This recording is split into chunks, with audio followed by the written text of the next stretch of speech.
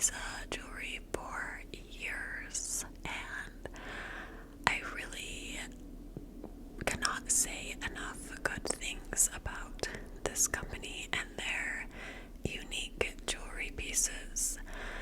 Ana Luisa jewelry really elevates your look. You can go from like an everyday look, throw a little piece of jewelry on to just give it a little spark, or you can wear it on a night out or to a fancy occasion.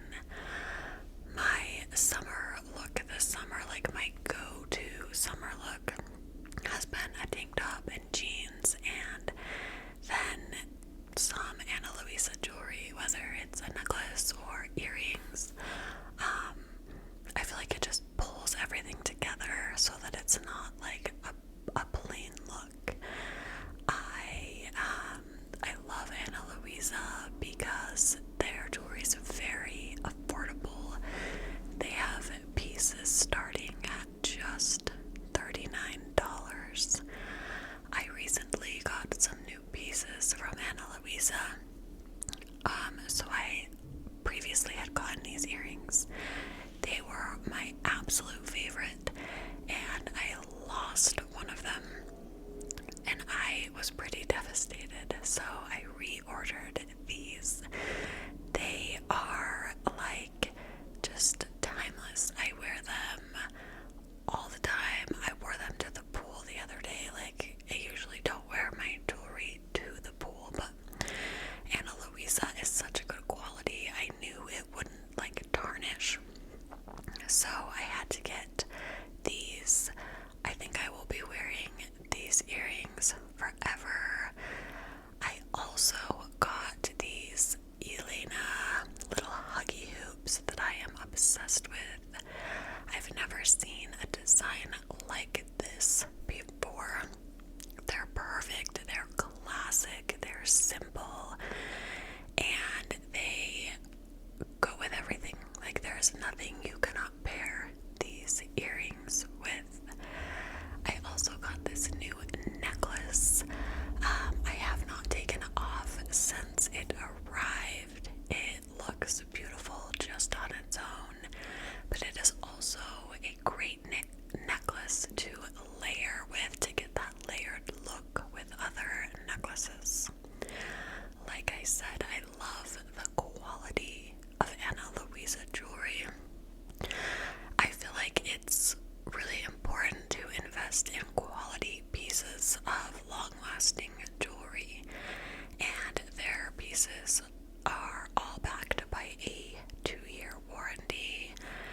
And best of all, Ana Luisa is crafted with the planet in mind.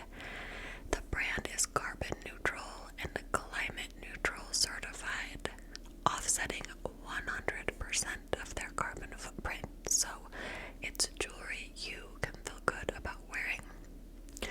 Check out Ana Luisa down below in the description box. There is a link, and you can save 20% when you use my code at checkout.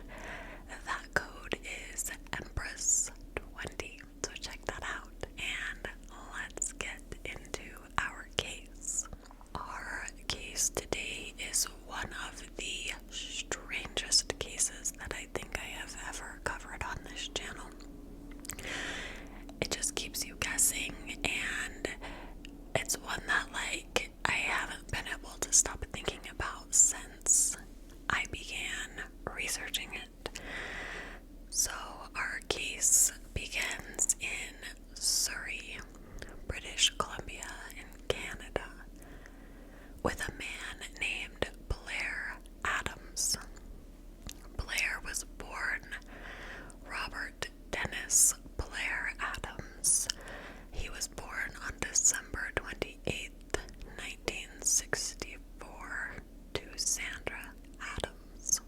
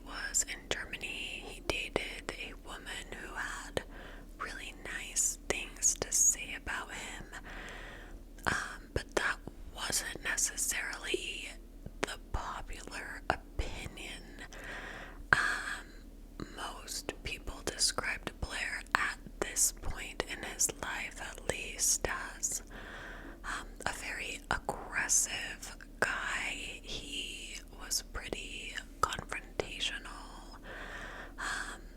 He was known to get into a lot of bar fights, so that type of thing. Blair had a history of alcohol abuse, and some people described him as being paranoid. I'm not really sure what happened with this job in Germany, but he would end up moving back to British Columbia by the summer of 1996.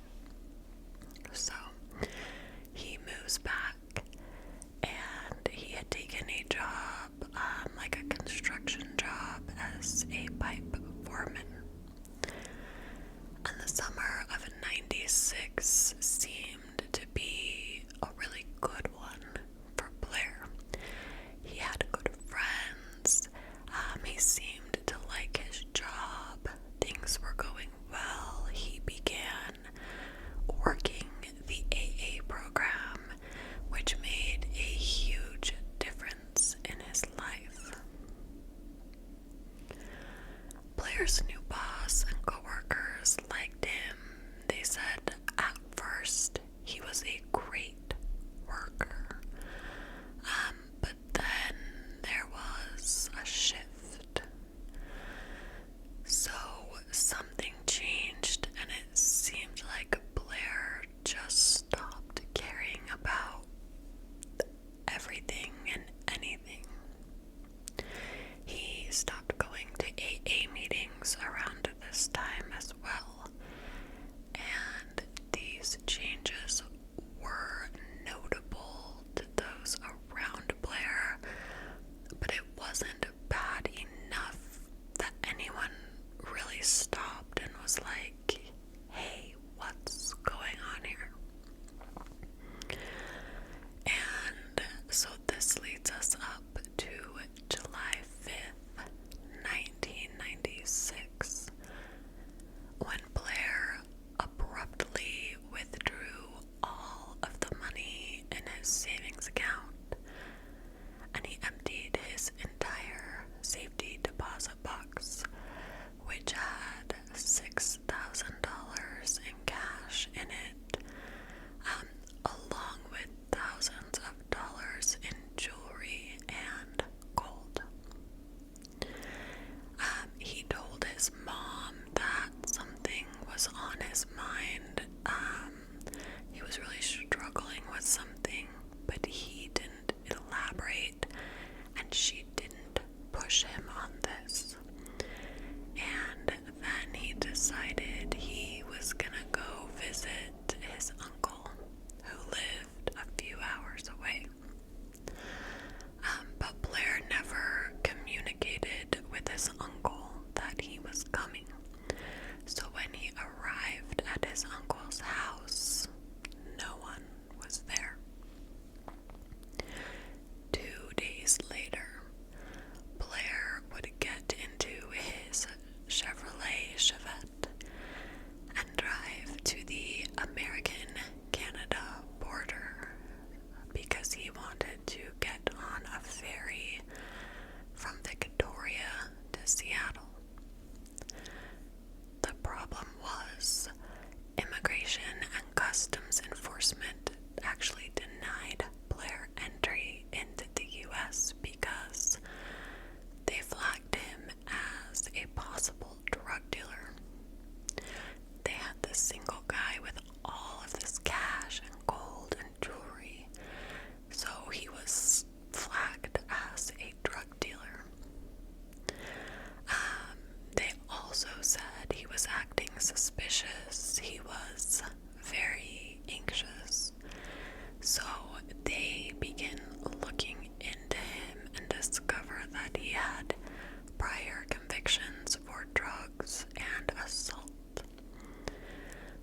But Blair didn't give up trying to cross the border. On July 8th, Blair drove to his work,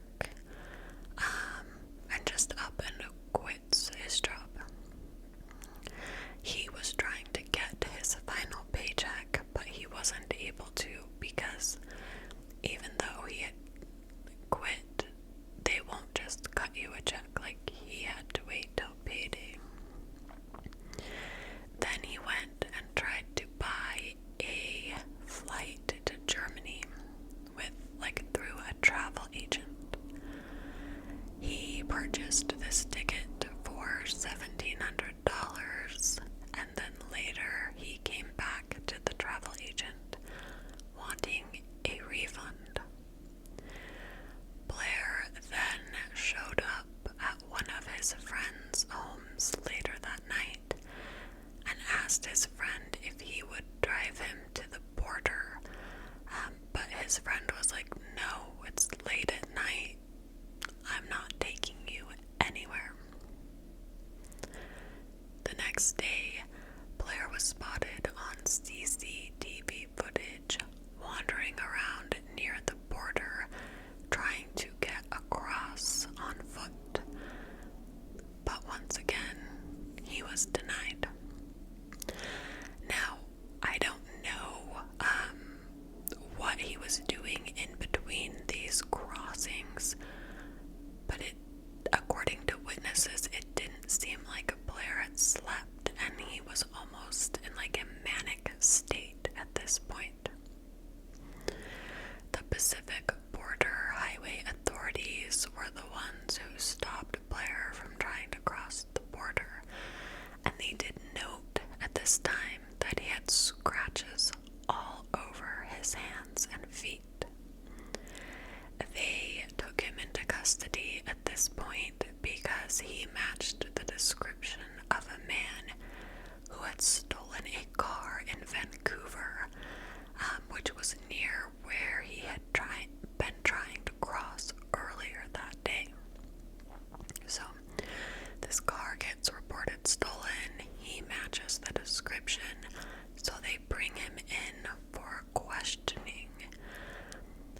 Blair seemed very confused, and he was released because they had nothing to hold him on, so they kind of questioned him, but there was nothing tying him to this car theft, so they let him go. Now, much later into this case, one of Blair's friends would go to the police and tell them that he had actually seen Blair driving a blue car earlier that day, and the car that had been stolen was a blue Chevy Impala. So it would turn out whoever did steal this car was never found, which leaves a lot of room for speculation that it could have been Blair who stole this car. So anyway, Blair is released from custody, and he gets into his own Chevy Chevette and drives to the Vancouver International Airport. He parks his car and goes to a rental area and rents a Nissan Altima. He then drives this car to the border and tries to cross over into America. And this time he is successful. He was granted entry, which is kind of crazy to me. If you have this passport being denied access over and over within a couple of days, and then the same person taken in for questioning about a theft, but then he shows up with a new car and they just let him go right through. Anyway, he is able to get access, or is granted access, so he drives his rented car to the Seattle airport and he goes inside, and he wants to buy a one-way ticket to Washington, D.C. And he wants the ticket for that night. And they tell him it would be $800, but the airport worker or the person working at the ticketing is like, "Look, if you buy a one-way ticket, it's $800, but if you buy a round-trip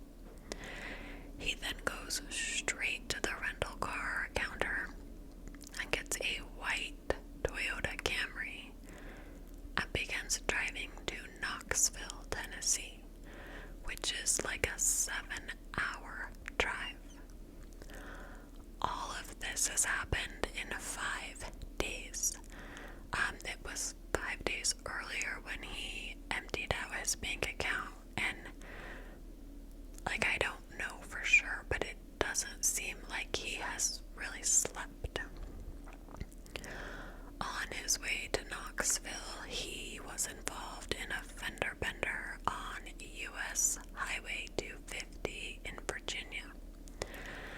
The man who Blair had rear-ended told police Blair was very nice, but he seemed like he was in a rush to get somewhere. At 5:30 p.m. that day, Blair got to Knoxville and he stops at this gas station on Strawberry Plains Pike, or like just off of it. He stops to get gas, but then he could not get his car started. So he goes in and is telling the clerk, "I don't know what to do, my car won't start." This clerk made a call to a local auto mechanic repair man named Gerald, who showed up at the gas station.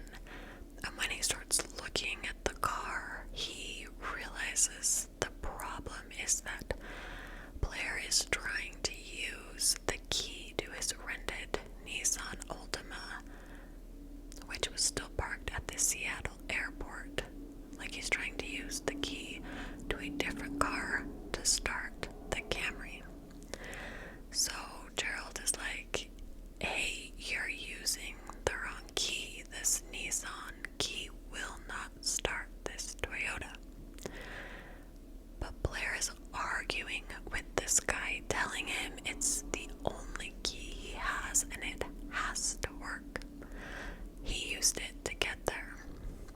And Gerald's like, "You have to have another key, or you wouldn't have been able to drive the car at all."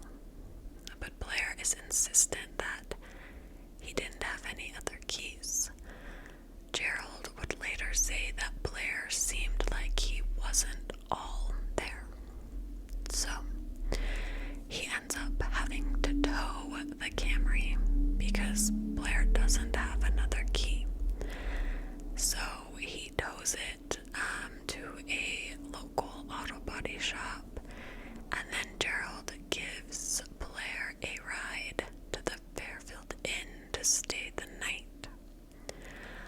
Once they got back to their hotel, Blair realizes that he had left his bag back at the gas station. So Gerald leaves him at the hotel and goes back to the gas station to get his bag, and then he drops it off to him.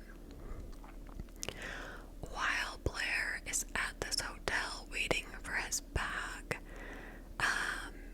with his wallet and everything in it, he can be seen on security footage at the hotel pacing in and out of the lobby.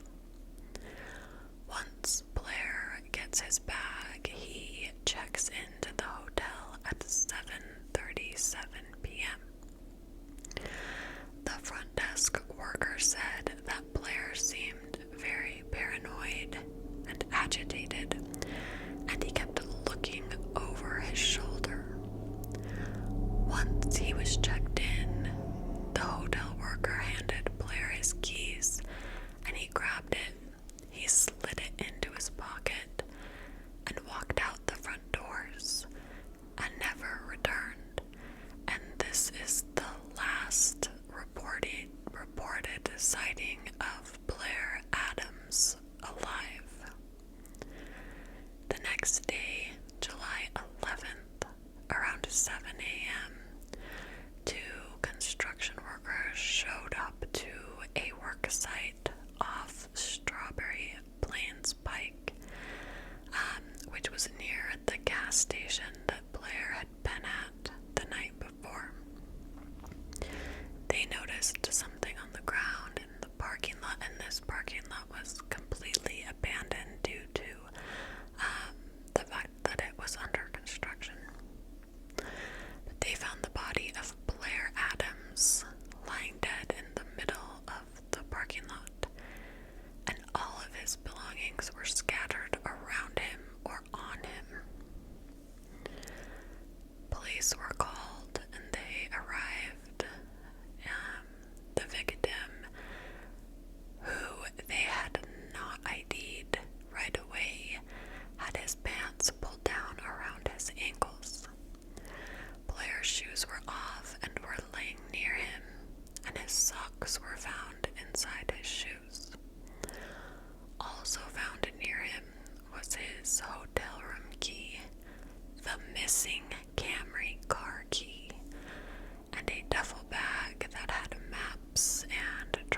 receipts.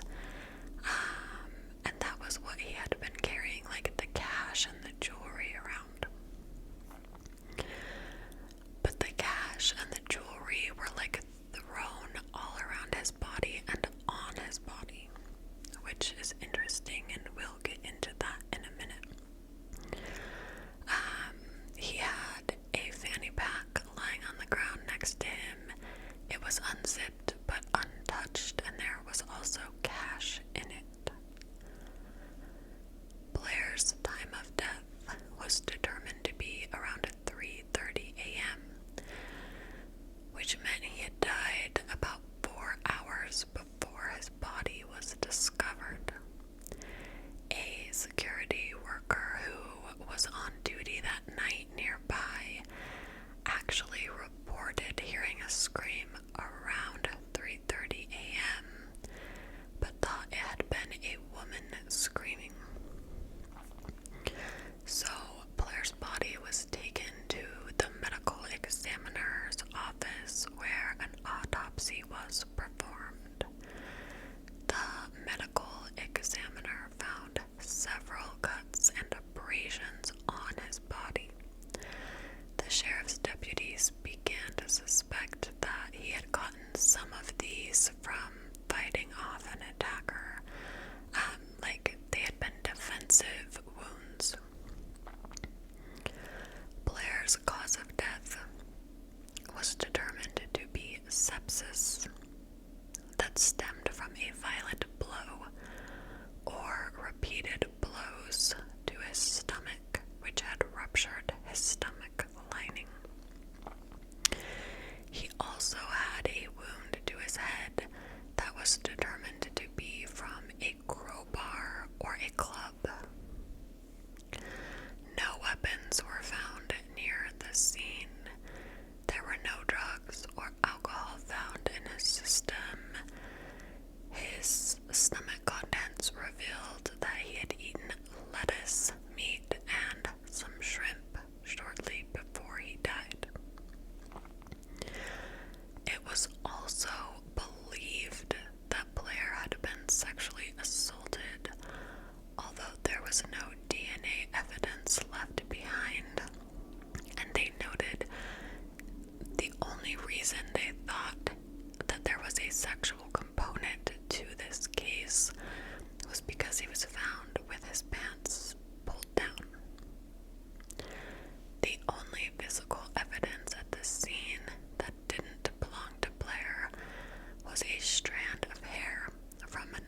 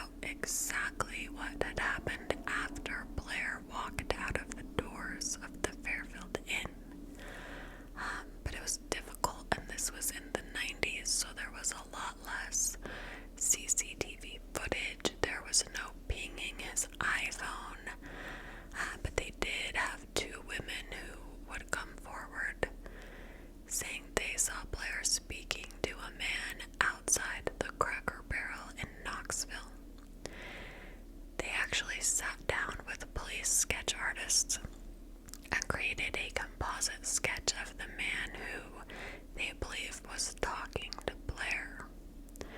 Now, the walk from the Fairfield Inn to the parking lot where Blair was found would have taken him about 20 minutes. And if you're walking from the Fairfield Inn to that parking lot, you would walk right by the Cracker Barrel restaurant. So police wonder if Blair left the hotel that night to go get dinner and ended up at Cracker Barrel, where he was spotted by the two witnesses. Now remember, he did have food in his stomach, so it's very likely that he did stop to eat. The problem is the area where his body was found was near a truck stop, which attracted a lot of people who were coming and going. It's a truck stop. It was known to be a hotbed of illegal activity. So this will kind of get us into our theories. One theory was that Blair had been at the wrong place at the wrong time. But the issue with this theory is he had loads of cash and jewelry that were found at the scene. So it seems like if he had stumbled upon like a bad drug deal or like sex work was involved, those things would have been taken. Another theory in the case was that someone actually was after Blair. This wasn't a mental health crisis. Someone was chasing him. And if you look at his behavior, this kind of makes sense. He was changing cars several times, booking flights to different destinations. He checked into a hotel, but he never actually went into the room. Like maybe he's trying to throw someone off. He was going back and forth over the previous days, like trying to go to Germany, then changing his mind, going from Seattle to DC just to drive 7 hours to Knoxville when he could have just flown there. Like, why not fly straight to Tennessee? So it does kind of seem like he was trying to lose someone who was following him. Also, the way the money had been like sprinkled around him is strange, because it's strange the cash wasn't taken. Had basically been dumped on his body. Now, family and friends did say that Blair continually spoke about someone being after him, but police could never find any evidence to corroborate this story or this theory that he was running from someone. There were no threats made to him that police could find. He wasn't involved in anything illegal as far as they knew, so this theory didn't make sense to police. And that's kind of it. Blair's case has never been solved. His mom was interviewed on an episode of Unsolved Mysteries that I watched while researching this case, and she said that she has just accepted Blair's death, but she is curious to know what happened. She said she is not actively involved or in contact with the Knoxville Police Department or anyone actively looking into it. She said that she needed the peace that comes with accepting what happened, and she needed to accept it to be able to move forward with her life. And